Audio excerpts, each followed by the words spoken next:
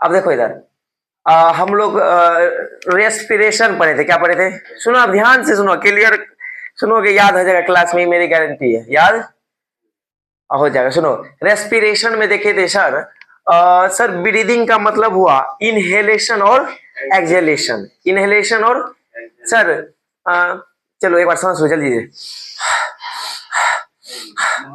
सुनो इधर, कहने का मतलब हुआ सही, सांस लिए छोड़े सिंपल फिजिकल प्रोसेस को ही हम लोग ब्रीदिंग कहते हैं। Inhale exhale, inhale inhale exhale, inhale exhale, समझ रही बात में, उसको ब्रीदिंग कहते हैं। अब सुनो, अब जो है सुनो ना, रेस्पिरेशन का मतलब हुआ सर हम लोग जैसे ऑक्सीजन लिए लंग्स में चल गया, कहां चल गया? लंग्स से कहां चल गया? ब्लड में चल गया, ब्लड से कहां चल गया? सेल में चल गया, सेल से कहां गया? साइटोप्लाज्म में, साइटोप्लाज्म के बाद माइटोकॉन्ड्रिया में, फिर हम लोग उधर से खाना खाए थे, खाना ऑलरेडी माइटोकॉन्ड्रिया में पहुंच चुका है, और जैसे हाँ जैसे ही ऑक्सीजन गया उसको तोड़ तोड़ के हम लोग को एनर्जी देगा, तब हम लोग वर्क कर पाएंगे। समझा नहीं बात ना है? इसीलिए लाइफ प्रोसेस में ये सब चैप्टर देने का मेन तात्पर्य हुआ हम समझे, किसको समझे? न्यूट्रिशन क्यों जरूरी है, रेस्पिरेशन क्यों जरूरी है। एक बात बताइए, जब सही मात्रा में ऑक्सीजन नहीं लेंगे खाना पचेगा क्या? इसीलिए ऑक्सीजन जाएगा, उधर से खाना आएगा, दोनों मिलेगा, फिर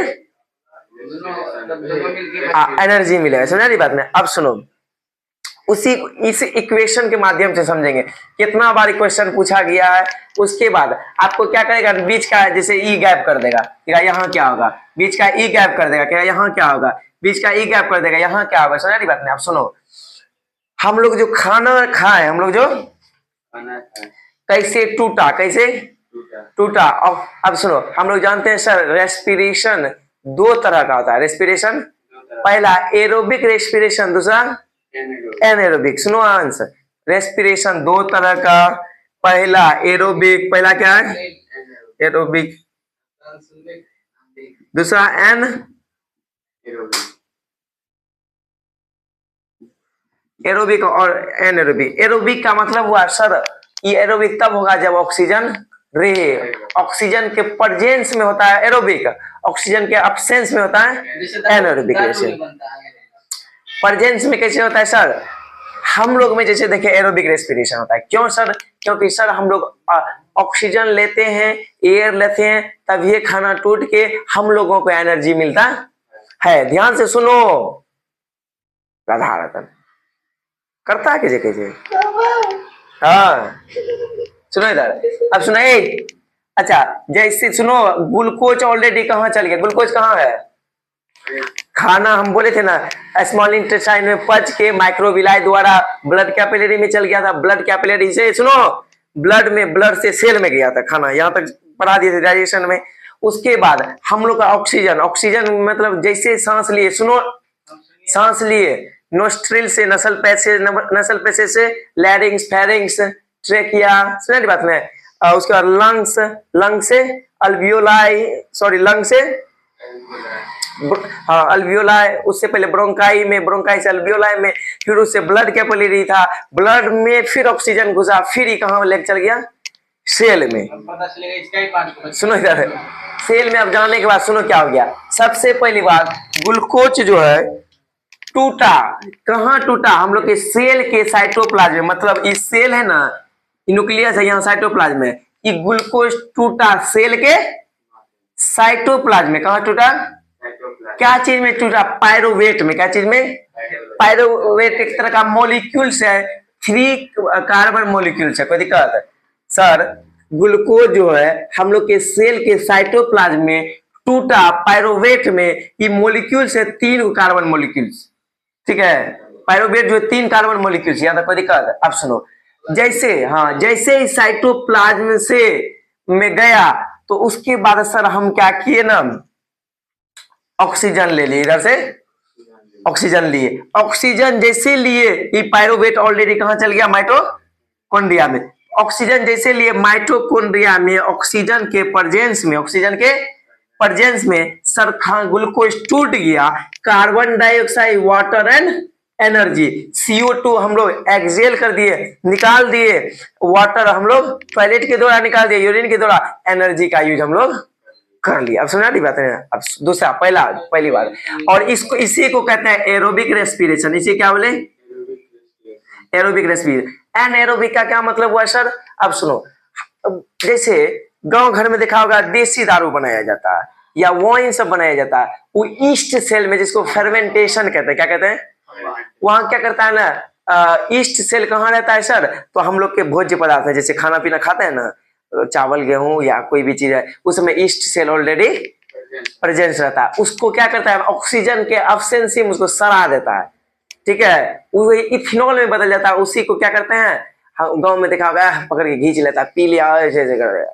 देखो वीडियो में देखे थे क्या ना, मतलब एक कप में डाला पानी दिया, उसके बाद दारू डाला, नहीं सुनो, पी रहा था, तीनों आदमी क्या कर रहा था, पी रहा था।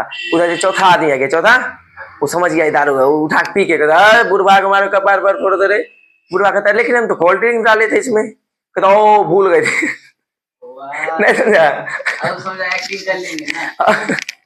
नहीं, वो पी के वो बुढ़वा मार के ऐसे ऐसे करने लगा। लेकिन बुढ़वा कहता है लेकिन हम तो कोल्ड ड्रिंक इसमें डाले थे। हाँ सुनो, कहता है सुनो, अब वहां क्या किया जाता है ना, जैसे चावल सब हो गया, उसमें ऑक्सीजन के एब्सेंस में उसको पूरी तरह सड़ा दिया जाता है। पूरी तरह सड़ाने के बाद सुनो, ये कहाँ हो रहा है, ईस्ट सेल में। कहाँ हो रहा है, क्या चीज के एब्सेंस में, एब्सेंस ऑफ, ये बन गया, क्या चीज में बन गया, इथेनॉल, कार्बन डाइऑक्साइड, एनर्जी। क्या चीज में बदला,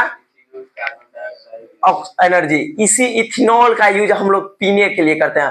पी लिया, हम लोग का नर्वस सिस्टम पर। सुनो अब सुनो, सुनो, अब इथेनॉल कभी कभी क्या होता है ना, गांव में जो दारू बनाता है, भूल चूक से कभी कभी अगर ऑक्सीजन चल गया तो इथेनॉल कन्वर्ट हो जाता है मिथिनॉल में। क्या चीज में, मिथिनॉल में। यही मिथिनॉल के कारण जहर है, कारण बहुत सारा, कभी सुना होगा देसी दारू पीने से 15 लोगों की मौत, इतना लोगों की मौत। वहां याद रखना, वो गड़बड़ क्या किया होगा ना, वो जो दारू बना रहा होगा, इथेनॉल ऑक्सीजन उसमें इंटर क्या होगा, इसीलिए इथेनॉल बदल गया मिथिनॉल में, जिसके कारण आदमी क्या हो गया, मर गया। कुछ वो बोल रहे थे, लाजे सामने लगता है गधा बा को। कहाँ इसका दिमाग है रे? सुनो इधर, अब सुनो,